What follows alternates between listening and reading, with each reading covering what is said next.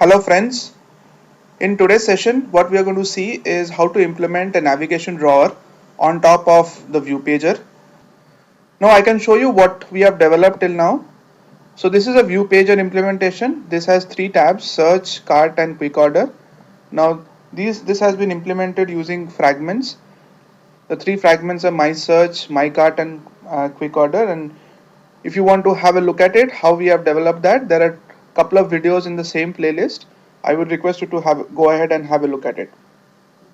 Now what we are trying to implement is a navigation drawer on top of the view pager.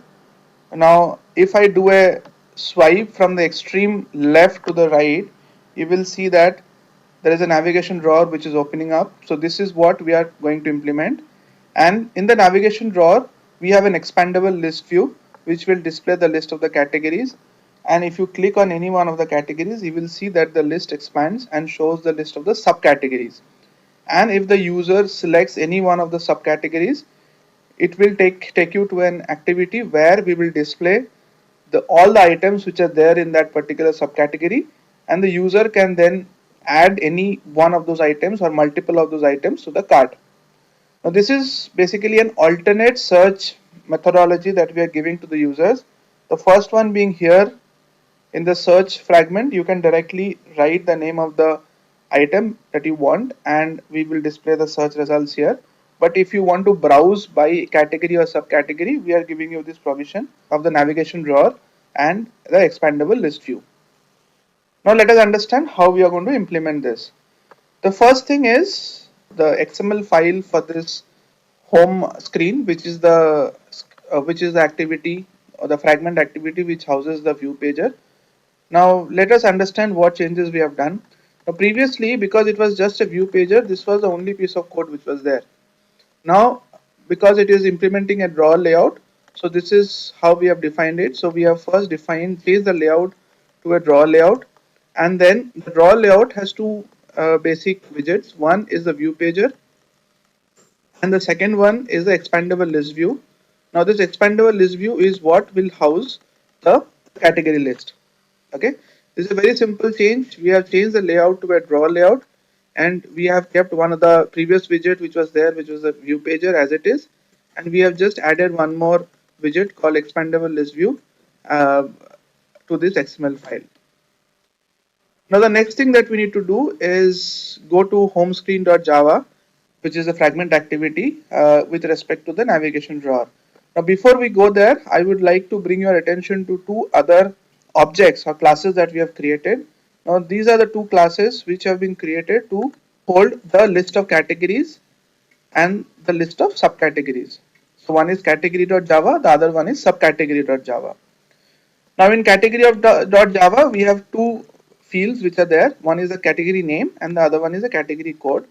And we have just implemented some methods here, which is set cat name and get cat name, set cat code and get cat code. We are going to use these to basically populate, to either save the details here, to either save the details of the category inside, or to retrieve the details of the category from this particular object. Now we have created a similar object for subcategory, and here we have two fields here, subcat name and subcat code, and we have written similar methods: subcategory, set subcat name and get subcat name, set subcat code and get subcat code. And these are basically nothing but custom objects that I have created, which we are going to use to retrieve and store the list of categories and subcategories. Now coming to the home screen.java, let us see what are the changes that we have made. First of all, we have initialized the variables draw layout, action bar, draw toggle, and expandable list view. These were not there previously, so we have initialized these. And also we have created three array lists. One is called a category name, the second one is a subcategory name, and the third one is subcategory count. Now as you can see that the category, this first array list category name is of object type category, and this is what has been defined in this category.java. The second one, subcategory name, is an array list of array list. The reason is that for every category there will be multiple subcategories. So that is why it is a two-dimensional array list that we have created for subcategory. And here, as you can see, the object type is subcategory, which has been defined in this file subcategory.java. And the third one is a subcat count, which keeps a tab of the number of subcategories which are there for each category. And this is just an integer array list. Now, moving on, the content view has been changed to layout.activity home screen, which is this.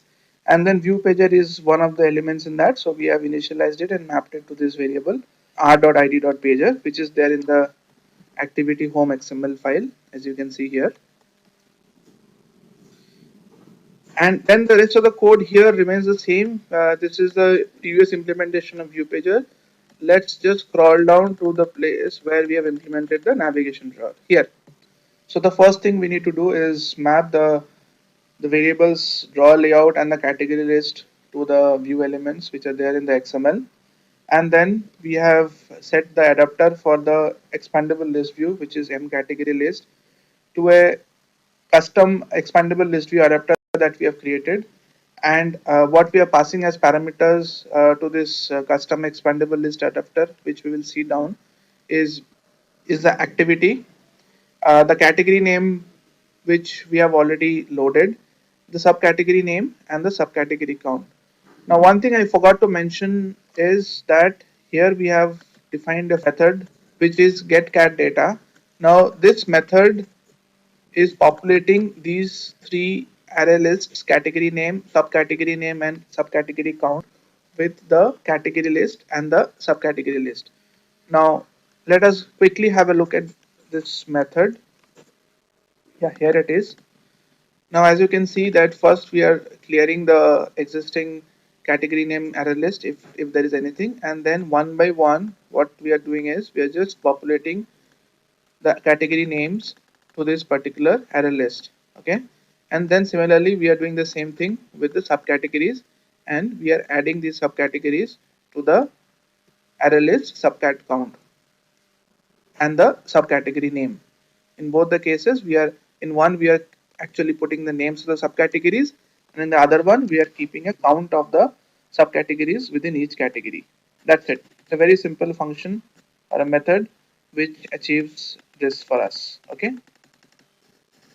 Yeah. So going back to this, inside the on create method, let's come down to where we were. Yeah, here it is.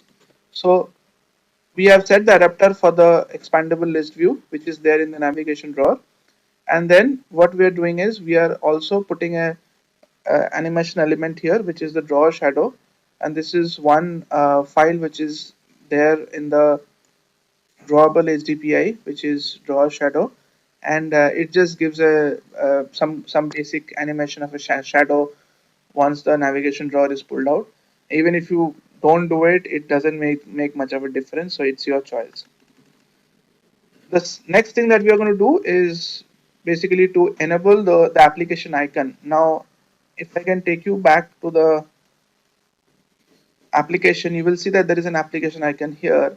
Now, what we are doing here is that if you click on this button, it is going to toggle the navigation drawer. Okay, so to enable this functionality, we have to do these two, we have to call these two methods, which is set display home as up enabled and set home button enabled. Both of them should be set to true. Okay, then the next thing is with respect to the expandable list view. One is the method for group click, and the other is a method for the child click. So first let's have a look at the method for the group click. Now what we are doing is we are calling the set on group click listener method, and we are overriding the on group click method inside that. Basically, we wanted a functionality that at no point of time two groups should be expanded. So what we have ensured here is that if the same group has not been selected, then the previous group which was already expanded should get collapsed automatically.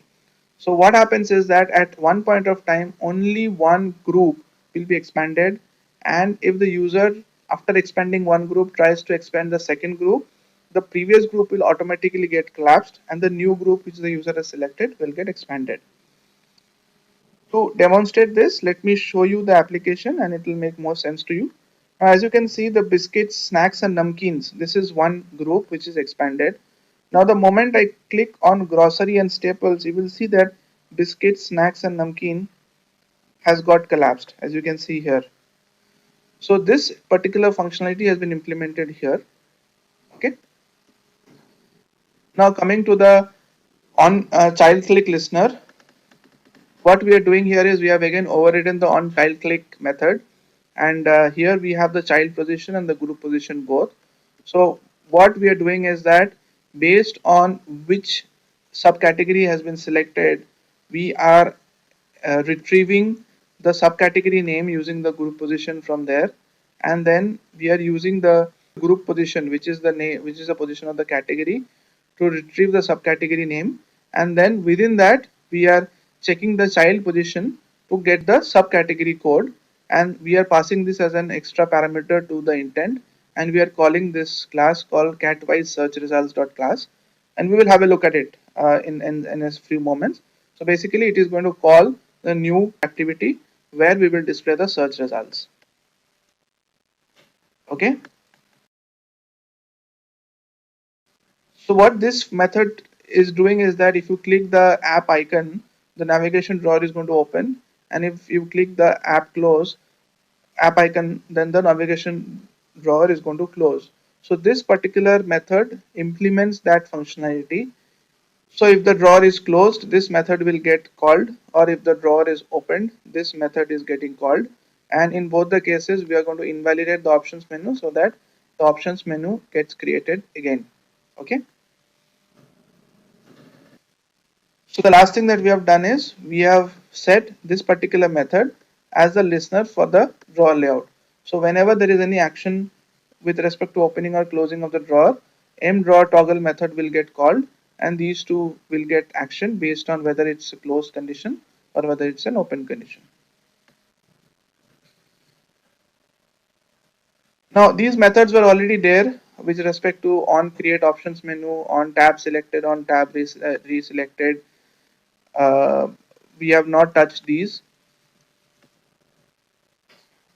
So this is one new method that we have implemented on options item selected. Now this method defines what happens when you select any one of the menu items. So for example, here we have the menu items like this: login, history, and settings, right? So this defines what should happen if you click on login. Now if you click on login, this method will get called, and here we are supposed to define each of those methods, and if it is login, what should happen, if it is order history, what should happen. Right now we have not defined any of these functionalities, so that is why this is blank. What we have just to add is this part, which is that if the options item selected happens to be the navigation drawer. Now a navigation drawer is also a type of menu item. So if the item which got executed is a navigation drawer, then what we are doing is we are exiting out of this method by returning a true and basically not doing anything else. Okay. Now another method that we have implemented is on post create. So this is basically to synchronize the state of the toggle of the navigation drawer after a restore has happened. Okay. Now moving on, we go into the expandable list view adapter which you have created. It's a custom adapter, and it extends the base expandable list view adapter. Now remember that the parameters that we have passed are the context, then we had the array list of categories, and then we had the array list of subcategories, and then obviously we had the array list of the subcategory count. Now we have defined internal variables here, and the constructor method that we have written, which is this one, is basically mapping the parameters that have been passed to the internal variables. Okay.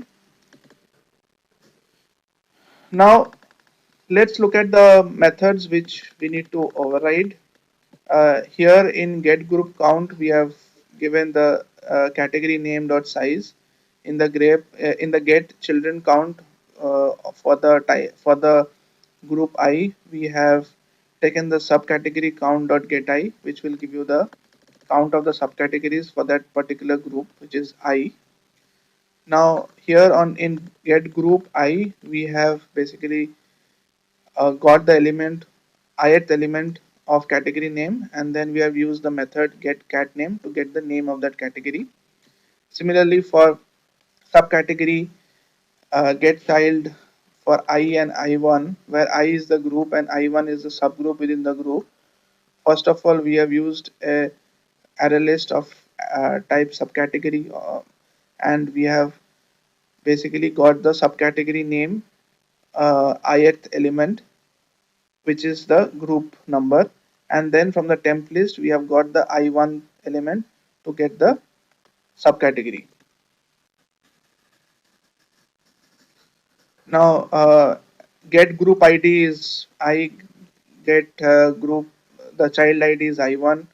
Now coming to get view, yeah, here we have just used that if the view is null, then we are inflating it. If it is already inflated, then we are not going to do it once more. And then the text view is the subcat desk one. So let me take you to these two XMLs.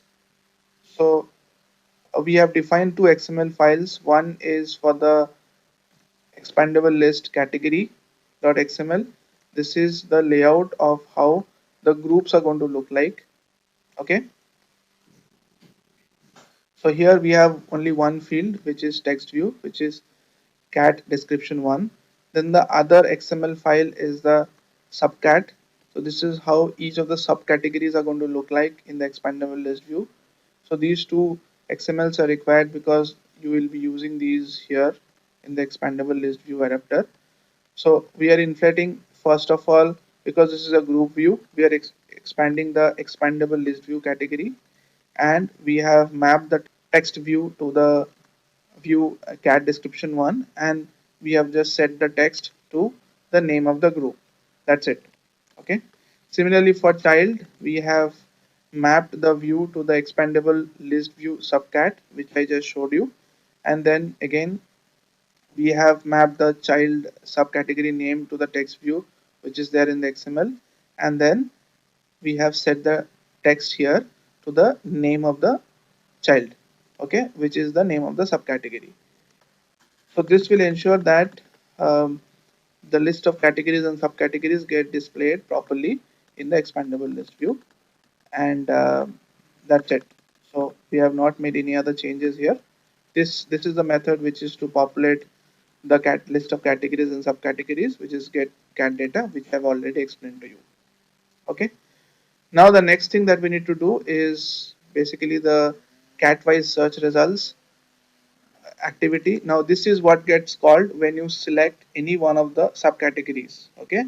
So this activity is exactly same as the search activity. So what is as a search fragment, which you have already implemented. So if you want to have a deeper understanding of how this has been implemented, I would request you to watch the video for the search results. It is exactly the same. The code will be available on semicolon, but I'm not going to go through it in detail. What it typically does is, based on the subcategory code which has been passed as a parameter, we are it is receiving the subcategory code from the intent, okay, and then based on the subcategory code, it we are launching an async task, which is going to pull the list of items which belongs to this subcategory and then display it in a list view on this particular screen, and the user has an option or a button to add that item to the cart. So the last thing that we need to do is in basket manifest, which is the Android manifest file, we need to define the activity cat-wise search results, because this is a new activity that we have defined. And once we have defined this, we are good to go. Now let's run this. Yeah. So this is just an emulator that I'm using to replicate my phone screen. So if I can go to the cart, you will see that there are two items added here. So let me use these buttons here to delete these items. Okay, so now my cart is empty. Okay, now let me go here and click on this, or I can use my fingers to do a swipe, and the navigation drawer opens up. Now let me select packed foods and condiments, so that it now displays the subcategories. Let me select breakfast cereals. Sorry, I think I selected some other category, but doesn't matter. So as you can see, there is only one item which is there for this particular category, which is Kisan Maggi hot and sweet sauce. And there is an option for the user to add this item to the cart. If I click on this button, this item gets added to the cart. Now if I just press the back button, which is here, it will take me to the base activity, and you will see that in the cart this item has got added. Okay, so let me show it to you once more. uh, Now let's go to some other category like breakfast cereals. Okay, and it will tell you that these are the three items which are there in breakfast cereals. Let me add the third item. Now if I press it two times, it will add to quantity. Okay, now I go back and I will see that in my cart Kellogg's is available, and because I had pressed it two times, to quantity has got added. So this is how you can implement a navigation drawer on top of your view pager. The only challenge that I see here is that the navigation drawer does not overlap the tabs here. So I've done some research on this, and what I've found out is that this is the way it has been implemented in Android. This is the Android design issue, you can say. There is no way that we can implement a navigation drawer with a view pager with action tabs other than the way that this is happening. If you have to do it in any other way, we can do it using fragments. I am yet to experiment on that, so I'm in no position to comment on that. Thank you for watching this session. If you found this informative, please do subscribe, and do not forget to press the like button. And also the code is available on semicolon.blogspot.in. The link is available in the description of this video. Thank you.